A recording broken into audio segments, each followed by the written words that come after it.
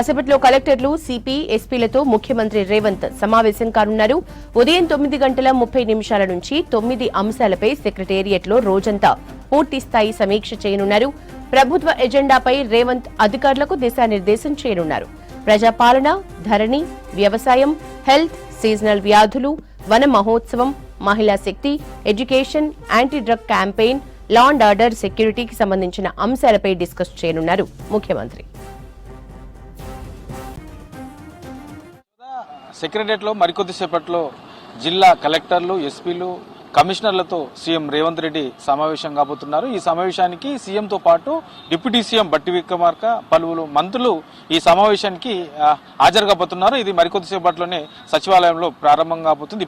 ఇప్పటికే జిల్లాల నుంచి కలెక్టర్లు, ఎస్పీలు జిల్లాల నుంచి సచివాలయానికి చేరుకుంటున్నారు. ఇక ప్రధానంగా ఇవాళ నిర్వహిస్తున్నటువంటి సీఎం రేవంత్ రెడ్డి ఆధ్వర్యంలో నిర్వహిస్తున్నటువంటి ఈ సమావేశంలో 9 అంశాల మీద చర్చించే అవకాశం ఉంది. ఆ 9 అంశాలకు సంబంధించి మొదటగా ప్రజాపాలన, తర్వాత ధరణి సమస్యల మీద, ఖరీఫ్ కు సంబంధించినటువంటి వ్యవసాయం మీద, తర్వాత ప్రజారోగ్యం అంటే ఆల్రెడీ సీజనల్ వ్యాధులు అనేది బాగా ఈ మధ్యలో పెరుగుతూ ఉన్నాయి కాబట్టి దాని మీద కూడా చర్చించే అవకాశం ఉంటుంది. ఇక వన మహోత్సవం, మహిళా శక్తి, education, law and order, drugs నిర్మూలనకు సంబంధించి ఇట్లా 9 అంశాలను ఎజెండాగా తీసుకున్నారు. సో ఈ 9 అంశాల మీదనే ఇవాళ ఈ కలెక్టర్లు, ఎస్పీలు, కమిషనర్లకు సంబంధించినటువంటి ఈ సమావేశంలో సీఎం రేవంత్ రెడ్డి చర్చించనున్నారు. అయితే ఇప్పుడున్నటువంటి కాంగ్రెస్ ప్రభుత్వానికి సంబంధించినటువంటి ప్రధాన ఎజెండా ఏంటి, ప్రభుత్వానికి సంబంధించినటువంటి ప్రయారిటీస్ ఏంటి, ఏ దాని మీద ఎక్కువగా అధికారులు దృష్టి పెట్టాల్సి ఉంటుంది, సో ప్రభుత్వం తీసుకుంటున్నటువంటి ప్రధాన అంశాలు ఏంటి, ప్రజలకు సంబంధించినటువంటి సంక్షేమ పథకాలకు సంబంధించి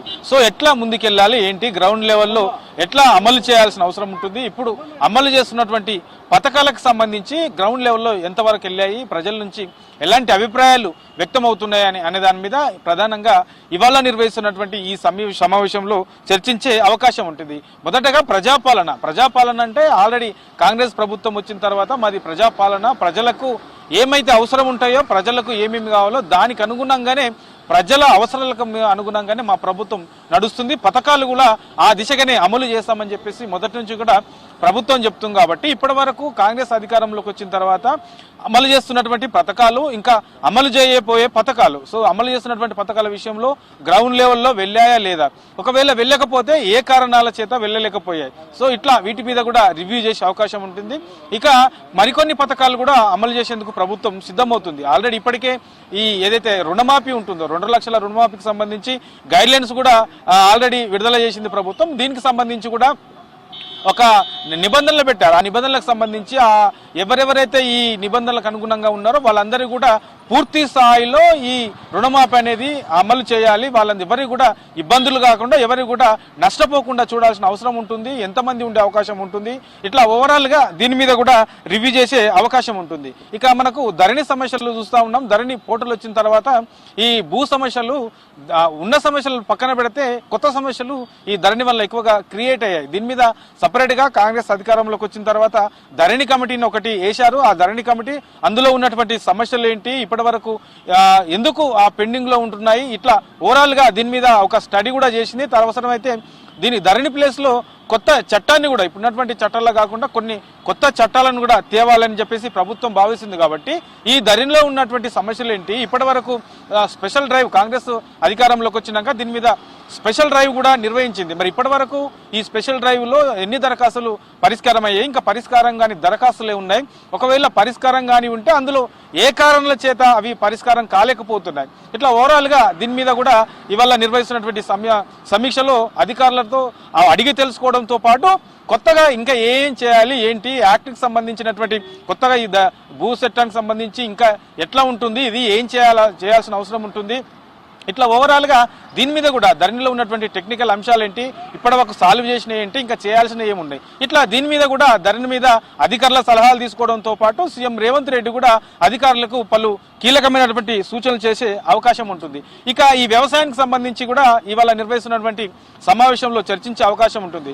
ఖరీఫ్ పంటలకు సంబంధించి ఈ సీజన్లో ఏ పంటలు వేశారు, ఎన్ని ఎకరాలు వేశారు, దానికి సంబంధించినటువంటి ఖర్చు ఎంత అయ్యే అవకాశం ఉంటుంది, ఇట్లా ఓవరాల్ గా దీని మీద కూడా చర్చించే అవకాశం అయితే ఇవాళ నిర్వహిస్తున్నటువంటి ఈ సమావేశంలో ఉంటుంది. ఇక దీంతో పాటు ఈ సీజనల్ వ్యాధులు అనేవి వర్షాకాలం వస్తే ఆల్రెడీ సీజనల్ వ్యాధులు మొదలైతే ఇప్పటికే మనం చూస్తున్నాం చాలా హాస్పిటళ్లలో కూడా ఈ సీజనల్ వ్యాధుల వల్ల చాలా మంది కూడా హాస్పిటలైజ్ అవుతున్నారు. కాబట్టి ప్రభుత్వ హాస్పిటల్లో ఎలాంటి జాగ్రత్తలు తీసుకుంటున్నారో, ఎలాంటి ఫెసిలిటీస్ ఉన్నాయి, సో మందులు సరిపోయిన మందులు ఉన్నాయా లేవా, ఇట్లా డాక్టర్లు ఉన్నారా లేరా, ఇట్లా ఓవరాల్ గా దీని మీద రివ్యూ చేసుకుని ఒకవేళ ఎక్కడన్నా ఇబ్బందులు ఉంటే అట్లాంటి ఇబ్బందులు ఉన్న ఏరియాలో ఇంకా ప్రత్యామ్నాయంగా ఏం చేయాలి, ఇట్లా ఓవరాల్ గా ఈ సీజనల్ వ్యాధులకు సంబంధించిన దాని మీద కూడా ఇవాళ నిర్వహిస్తున్నటువంటి ఈ సమీక్షలో చర్చించే అవకాశం ఉంటుంది. ఆ తర్వాత వన మహోత్సవం ఆల్రెడీ ఇప్పటికే ప్రారంభమైంది, మొక్కలు నాటుతా ఉన్నారు. ఈ వన మహోత్సవానికి సంబంధించి ఏ జిల్లాలో ఎంతవరకు అయింది, ఎక్కడెక్కడ ఈ మొక్కలు నాటుతా ఉన్నారు, సో ఏంటి అనే దాని మీద కూడా ఎట్లాంటి మొక్కలు నాటుతున్నారు, ఇట్లా ఓవరాల్ గా దీని మీద కూడా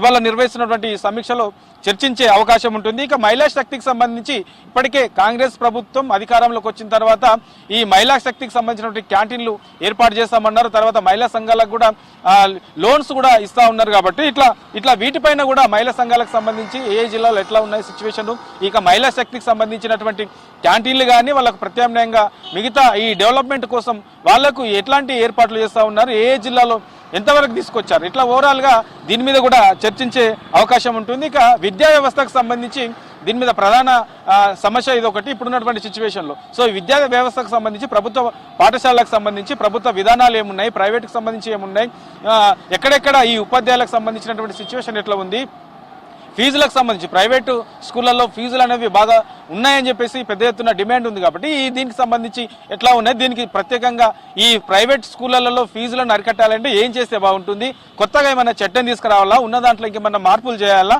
ఇట్లా అధికారుల ఒపీనియన్స్ తో పాటు సీఎం రేవంత్ రెడ్డి కూడా ప్రభుత్వం ఏమనుకుంటుంది, ఎట్లా ముందుకెళ్లాలనుకుంటుంది అనే దాని మీద అధికారులకు పలు సూచనలు చేసే అవకాశం ఉంటుంది. ఇక లా అండ్ ఆర్డర్ కి సంబంధించి కూడా రాష్ట్ర వ్యాప్తంగా ఉన్నటువంటి సిచ్యువేషన్ ను, లా ఆర్డర్ ఎట్లా ఉంది, ఇంకా ఎట్లా ముందుకెళ్లాలి, సో ప్రభుత్వం తీసుకున్నటువంటి ప్రయారిటీస్ ఏంటి, ఇట్లా ఓవరాల్ గా దీని మీద కూడా చర్చించే అవకాశం ఉంటుంది. ఇప్పటికే ఇక డ్రగ్స్ నిర్మూలనకు సంబంధించి ప్రత్యేకంగా దీని మీద స్పెషల్ డ్రైవ్ కూడా నిర్వహిస్తున్నారు. కాబట్టి దీనికి సంబంధించి ఏ జిల్లాలో ఎట్లాంటి జాగ్రత్తలు తీసుకోవాలి, ఎట్లా దానికి సంబంధించినటువంటి కమిటీలు ఏర్పాటు చేసుకోవాలి, ఎట్లా ముందుకెళ్లాలి, దీన్ని అరికట్టాలంటే ఎట్లాంటి ప్లానింగ్స్ ఉండాలి, సో ఇట్లా అధికారుల నుంచి ఒపీనియన్స్ తీసుకోవడంతో పాటు సీఎం రేవంత్ రెడ్డి కూడా వాళ్ళకు పలు సూచనలు చేసే అవకాశం అయితే ఇవాళ నిర్వహిస్తున్నటువంటి ఈ సమావేశంలో ఉంటుంది. ఓవరాల్ గా 9 అంశాలను ప్రధాన ఎజెండాగా ఈ సమావేశంలో తీసుకున్నారు. వీటి మీద చర్చించి ప్రభుత్వ అధికారుల సలహాలు తీసుకోవడంతో, అధికారుల ఒపీనియన్స్ తీసుకోవడంతో పాటు ప్రభుత్వం ఎట్లా ముందుకెళ్లబోతుంది, ఏం చేయబోతుంది అనే దాని మీద కూడా ఇవాళ కలెక్టర్లకు, ఎస్పీలకు,